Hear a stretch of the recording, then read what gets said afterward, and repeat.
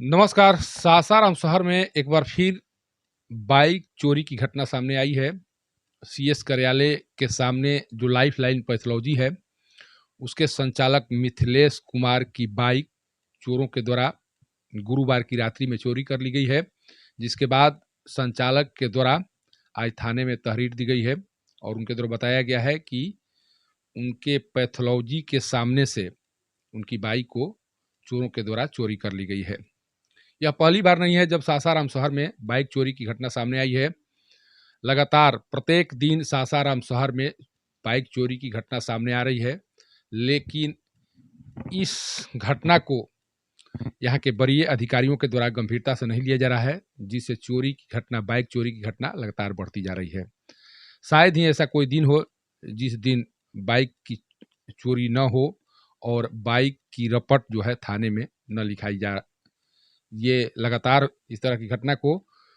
चोरों के द्वारा अंजाम दिया जा रहा है, लेकिन कार्रवाई के नाम पर पुलिस केवल आश्वासन दे रही है। पुलिस के द्वारा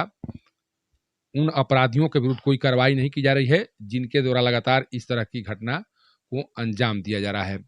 सोचिए कि सासाराम जो जिला मुख्यालय है और यहाँ पर सारे वरीय अधिकारी रहते हैं। यहाँ पर जिलाधिकारी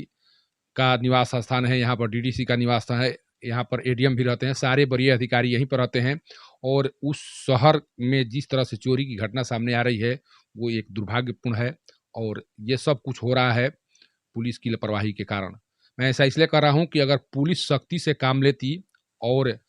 जिनके द्वारा इस घटना को अंजाम दिया जा रहा है, इस तरह की घटना को अंजाम दिया जा रहा है, अगर उन पर सख्त कार्रवाई होती तो शायद इस तरह की घटना सामने नहीं आती। लेकिन लगातार जो चोरी घटनाएं सामने आ रही है, उसके बाद भी कोई कार्रवाई नहीं हो रही है, खासकर सासाराम शहर में। सासाराम शहर में जिस तरह से विधि व्यवस्था की स्थिति उत्पन्न हो गई है या जिस तरह से चोरों का आतंक बढ़ गया है, उसको बताने के लिए कुछ जो घटनाएं हैं उसका जिक्र किया जा सकता है। अभी 2 दिन पहले एक सेवानिवृत्त शिक्षक से पैसे की चोरी कर ली गई थी या उनके पैसे को छीन लिया गया था अपराधियों के द्वारा। उस मामले में भी लीपापोती करने की कोशिश की गई। इस तरह की कई घटनाएं हैं जिसका उदाहरण दिया जा सकता है और ये बताया जा सकता है कि सासाराम शहर सुरक्षित नहीं है इस थानाध्यक्ष के कार्यकाल में। सोचिए कि जब से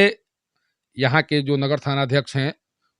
जब से उनके द्वारा योगदान दिया गया है सासाराम शहर में, तब से जो घटनाएं हैं, चाहे वो बाइक चोरी की घटना हो, आपराधिक या किसी के पैसे छीनने की घटना हो या किसी की हत्या करने की घटना हो, इस तरह की घटनाएं लगातार सामने आ रही है और उन घटनाओं पर अंकुश नहीं लगाया जा रहा है। आखिर यहाँ के जो वरीय अधिकारी हैं, जो एसपी हैं, वो क्या बताना चाह रहे हैं, क्या दिखाने की कोशिश कर रहे हैं? जब यहाँ के लोग सुरक्षित नहीं रहेंगे, आप सासाराम में चले जाइए, किसी भी व्यक्ति से पूछिए इस थानाध्यक्ष के जो क्रियाकलाप हैं, उसके बारे में अगर किसी भी व्यक्ति से आप पूछेंगे तो यहाँ के लोग यही कहते पाए जाएंगे कि इस थानाध्यक्ष के कार्यकाल में सासाराम के लोग सुरक्षित नहीं है। इसके बाद में भी इन्हें इस पद पर बनाए रखने की क्या मजबूरी है, ये तो एसपी ही बताएंगे। लेकिन इतना तो तय है कि जो वर्तमान थानाध्यक्ष हैं, उनके कार्यकाल में सासाराम शहर में जितनी घटनाएं जो हो रही हैं, उस घटनाओं पर लगाम नहीं लगाया जा सकता है। कारण कि कभी भी थानाध्यक्ष अपने कक्ष से बाहर निकलकर ये जानने और समझने की कोशिश नहीं करते हैं कि उनके शहर में हो क्या रहा है। आप जब भी जाएंगे तो उनकी गाड़ी है थाना परिसर में लगी रहती है और ये पता करने पर पता चलता है कि इसी परिसर में बैठे हुए हैं। सोचिए कि एसपी रात में सड़क पर निकलते हैं, स्थिति को जानने का प्रयास करते हैं, लेकिन यहाँ के जो थानाध्यक्ष हैं,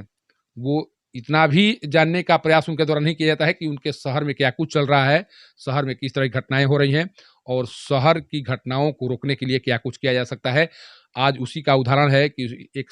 जो पैथोलॉजी संचालक है, उनकी बाइक की चोरी कर ली गई।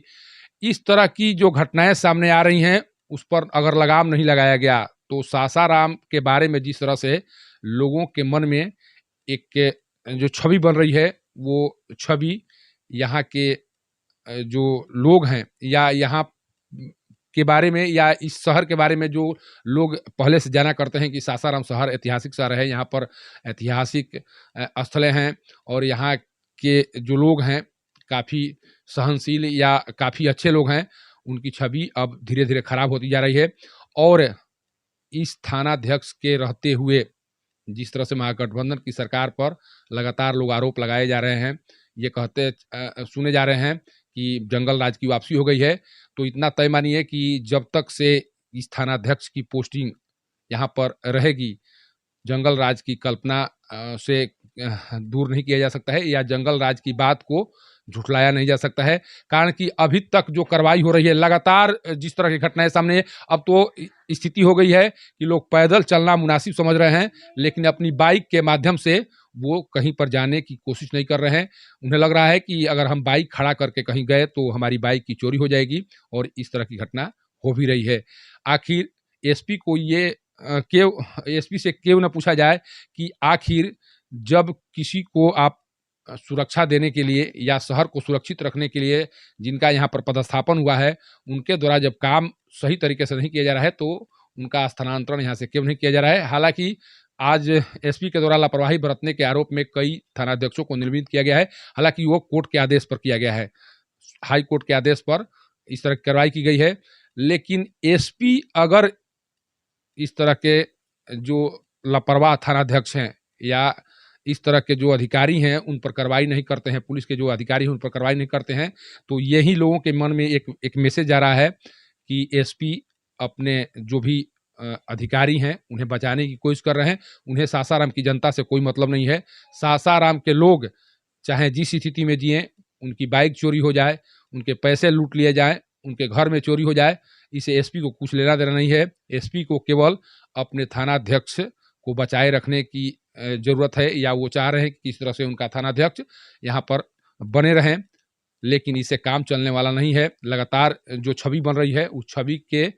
कारण आपकी भी बदनामी हो रही है, एसपी की भी बदनामी हो रही है। कारण कि सासाराम में जिस तरह घटनाएं हो रही हैं और इन घटनाओं का जो असर पड़ रहा है लोगों पर, उससे लोगों के मन में उबाल है, और ये उबाल यहाँ के अधिकारियों के लिए भारी पड़ सकता है। सासाराम से पब्लिक न्यूज के लिए सत्येंद्र चौबे की रिपोर्ट।